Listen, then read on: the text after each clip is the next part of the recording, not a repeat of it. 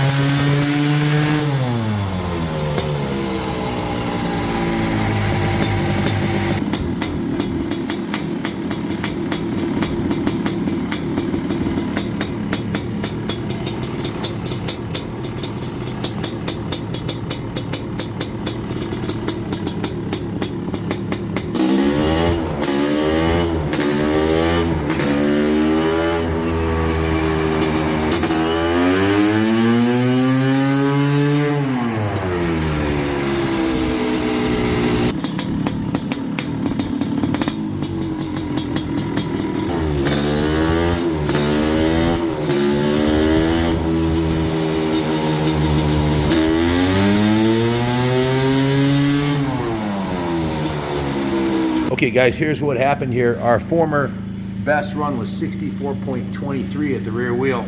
We just put down 63.46, and the reason why it dropped a little bit is we went a little smaller on the main jet. We're on a 192 right now, right? Yes. Because when the other clutch, we jetted to the other clutch, which was slipping a little bit. Right, yeah, we had put in a bigger main jet before, but since the clutch was slipping, it wasn't taking the fuel. But now the clutch is hooking up, we need more fuel. It's starting to lean out in the dyno, so for safety and for power reasons, we're going to go ahead and put a bigger main jet in it and see what happens. What was it at? The air fuel mixture, was it 14 was? Yeah, it was right about 14. We want to get a little lower. It's the beauty of this carb and setup is you can change the main jet without removing the carb. Done a few other things to the bike since the last video. We replaced all of the engine bolts with titanium. Knocked off a few pounds for sure. We bought that was from Doc Wobb, right? Yep, Doc Wobb. One of the best vintage bike specialists over in the UK. Big time player at the Harley Castle Vintage National they have over there. It's a big deal. It's unbelievable how many people go to that. Can't wait to go someday. But in any event, so far, we've got titanium. All the bolts on the engine are titanium. The engine mount bolts are titanium. The axle nuts are titanium. What else? Did I leave anything else, Wiz? Axle off of that new kit. Yeah. Stator bolt, kick, the sprocket bolt, the kickstart bolt, the filler cap, the drain plug. There was a lot in that kit. Definitely shaved a few pounds off. Not that it needs it, but what the hell, we've gone this far, so why turn back now? Just to give you guys a heads up, this is not an extensive build on this bike. The stock was 52 horse. We've done literally hundreds and hundreds of dyno runs on this and our other 500s. What we found works the best is we've got a twin air filter in the stock air box, stock PWK Air Striker carburetor. It's a newer carburetor, but it's bone stock. All you do is put change the jets and put a 192 in there. Stock fuel valve. The intake is a stock intake with Boyson reeds, and it has a Millar Race Engineering intake spacer, which gives it a little bit extra boost. The ignition is an MSV Faraday ignition, dual coil ignition. It gives a little better spark. Did I say that right? Is it dual coil or is it dual spark? What's that? It's twin spark ignition. Twin- It actually fires twice every time it fires. It has two coils in it, right? It does. Yeah, I'm 99.99% sure. Stator, yeah. MSV stator. In any event, that helps you with the spark, and we use MSV's exhaust port on here too, which gives you a better seal. Other than that, the bottom end stock, the transmission stock, we've never destroyed a CR500 transmission ever. We've been sold one that had a lemon tranny in it already. It was just assembled correctly and wrong, yeah. destroyed itself, but we've never had an OEM CR500 tranny fail ever, which is one of the reasons we like these a little bit more than the Kawasaki's. Nothing against the Kawis, but in fact, the Kawasaki is the reigning seat of the pants dyno champion, the fastest bike we've ever ridden. Unfortunately, it sold before we got a chance to put it on the dyno, so I don't know. But from the seat of pants, that KX500, the KPR KX was the fastest one I'd ever ridden. Of course, it's got the Boyson ignition cover. The radiators, stock original radiators. Stock. We shook those. They were so cheapo radiators. Yeah, we had Sides right off. we had those aluminum radiators that sell on eBay, but they didn't last. So we went back to OEM radiators, are a little more heavy duty. OEM kicker, Boyson factory racing, clutch cover, water pump stock on this, right? Yeah, water pump. Just rebuilt stock. Yeah. The pipe, this one our dyno shoot out by about a horsepower. Although we haven't tried the CPI or the JSV. JSV sent us a pipe, but it's for a KX500, sadly, and we don't dyno that many of those. So I wish they sent us a CR pipe. We would have tried it. But this Recluse, with the FMF power core silencer, And the new Recluse torque drive clutch kit torque drive clutch kit, and a stock hub. and stock basket and stock hub. Stock basket and hub. Yep. There's our new titanium bolt kit right there. Right, that's super light stuff. Silicone hoses. The magic of this motor I haven't mentioned yet, and everything I mentioned so far is pretty much, there's not a single item I mentioned that'll give you more than 1 horsepower. There's not an item. The most of any of the mods that I mentioned that'll give you more horsepower is this pipe. That's it. You get 1 horsepower more. It's still cool. Bike's not that hot. It's just so cold out today, but in any event, it's probably like 50 degrees in here. The biggest mod on this is the KPR porting. That's where all the power is coming from. But certainly the MSV exhaust port is a big upgrade. Exhaust manifold that keeps all the two-stroke juices in your pipe and not all over the front of your frame. And the MSV exhaust port actually does improve on the dyno, I think about a half a horsepower. The Millar Race Engineering spacer, which there's a few other people on the market that sell that, but that's from Millar.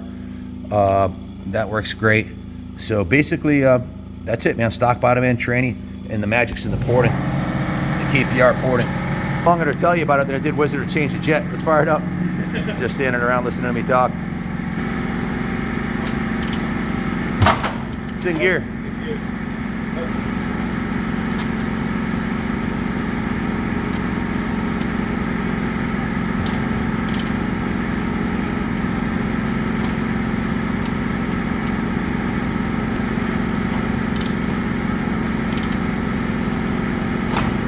Still in gear.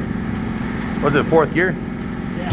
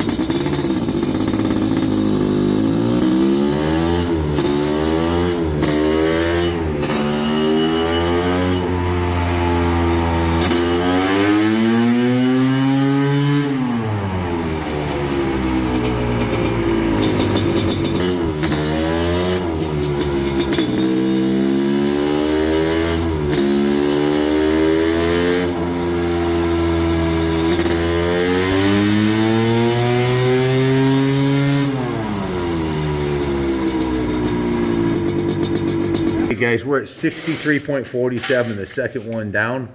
Our previous record was 64.23. Now with this new setup, we're trying to get the jetting dialed in. What was the air fuel mixture? 14.5 to 1. So it was a little bit too lean. Yeah, we're aiming for around 13 to 1, maybe even a little bit richer So than that. we're gonna go up to a 215, which will probably be the biggest jet we've ever run in a 500, right? Is that Yeah, right? probably. Biggest one they make is at 232, so we still got a way to go, but let's see.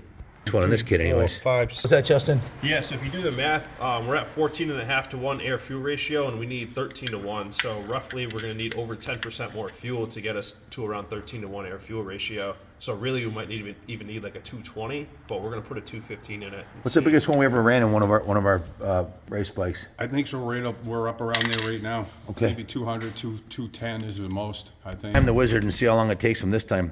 Okay. Boo doo doo doo doo doo. First, I gotta get on my Boo knees. doo doo doo doo doo doo doo. That's what she said. He's got the special hat on now. So He got the it's a special strip club veteran hat he got for his birthday from Justin. Yeah. He earned that one. Those stripes, he earned every one of them stripes, and the scars. Scars of the heart. Get hot, huh?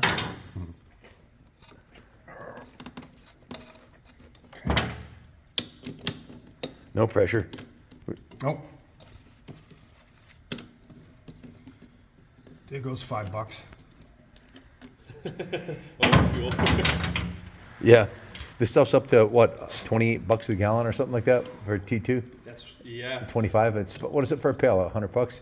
Yeah, it's about $20 a gallon. 20 maybe bucks a more. gallon. My math's not that good.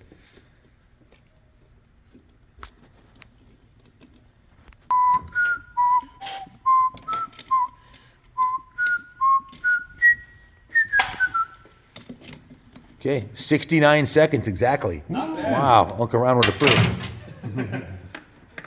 Ride red. Got our stunt double, Dustin, Justin, and now Devin stepping in with the big boot. Big boot. Gas is on. Carburetor should be full. Maybe. 215 is the main.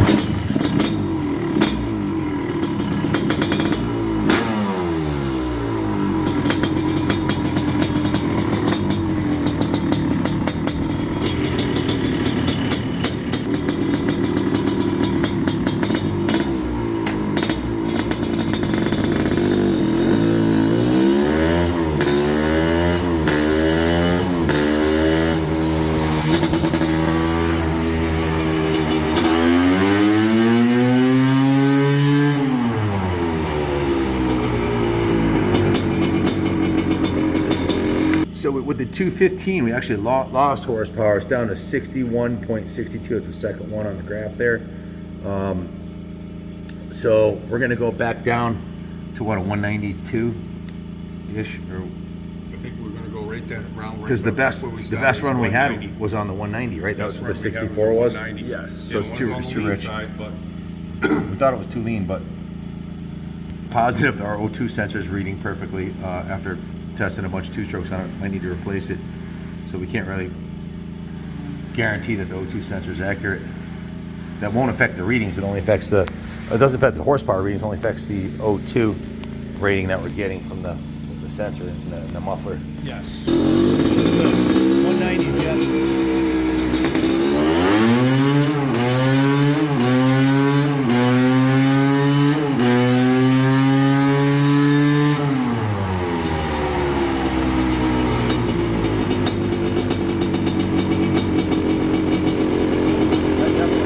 test here to see which gear had the most horsepower, and traditionally fourth gear is the most, and you can see it on the graph here. Fourth gear did pull a little harder than fifth. Fourth gear is closest to 1-to-1, and you can see you got a little more power there in fourth. That's why we usually run fourth.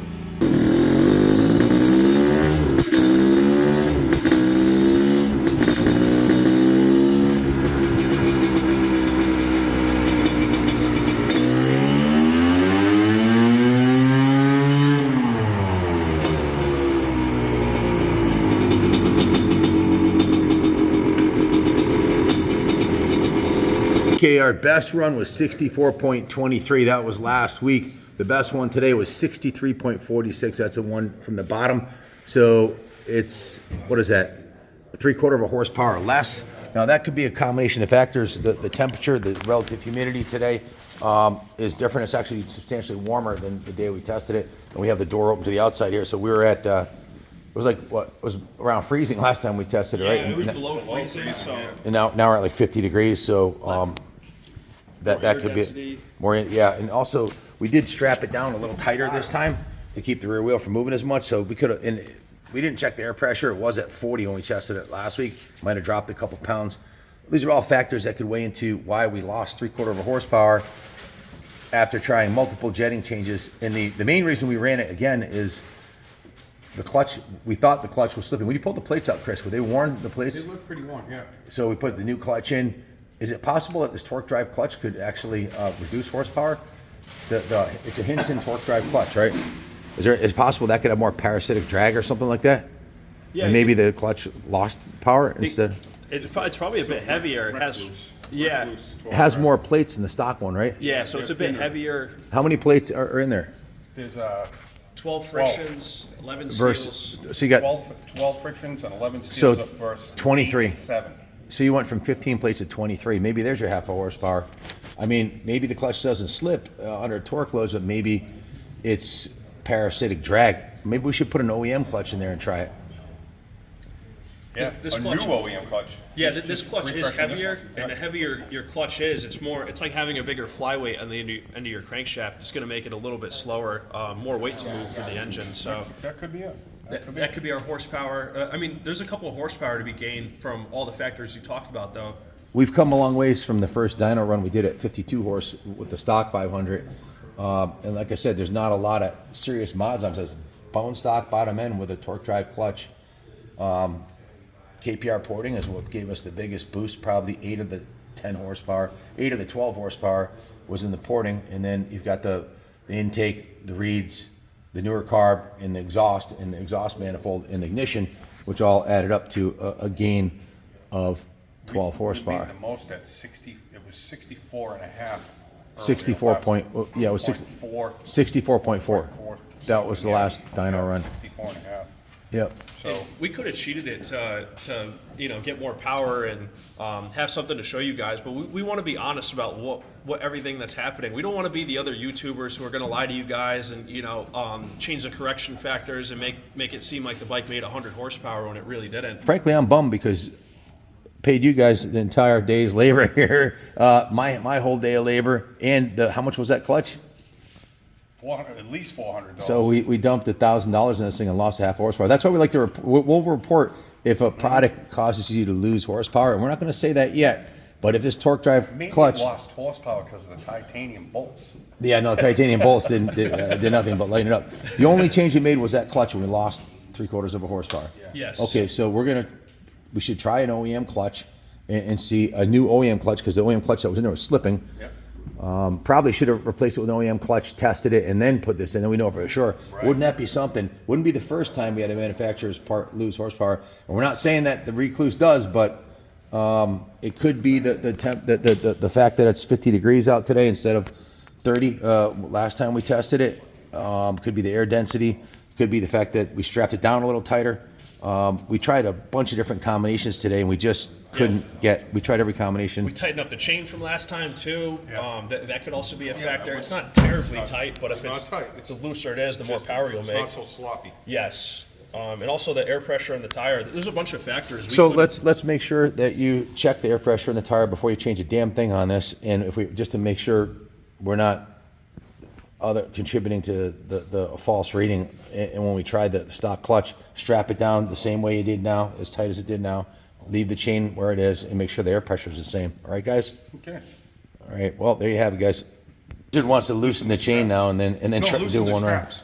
Loosen the straps and not the chain, Yep, just take a little tension and do one off more it run. and do one more run. We already blew the whole damn day to lose 3/4 of a horsepower. I'm kind of Just pissed off, before we but take it off the stand. I was already pissed off. But Before no, we take it off the stand, I don't have to rejet it. All we gotta do is just loosen, lift it up a little bit, let great. it take a little tension Okay. off it. Yeah, we're gonna do it Wizards way. We just raise it up an inch and see what happens. One more for the Gifford.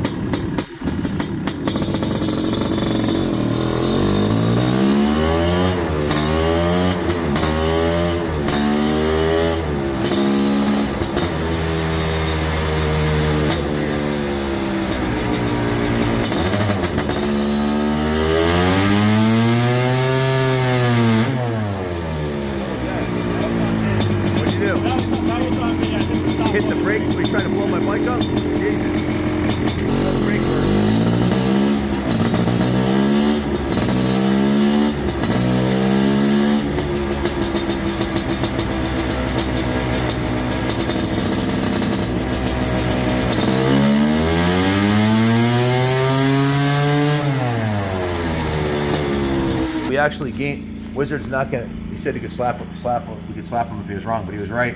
It actually gained a horsepower by loosening the strap. We had it cranked down a little bit too much, but we're still shy of what our 64.2 horsepower run by over a horsepower. So still, it is what it is, trial and error. So tune in next week, same time, same back channel. We're gonna run the stock clutch and see if we can get that missing 3/4 of a horsepower back. Thanks for watching. God bless America.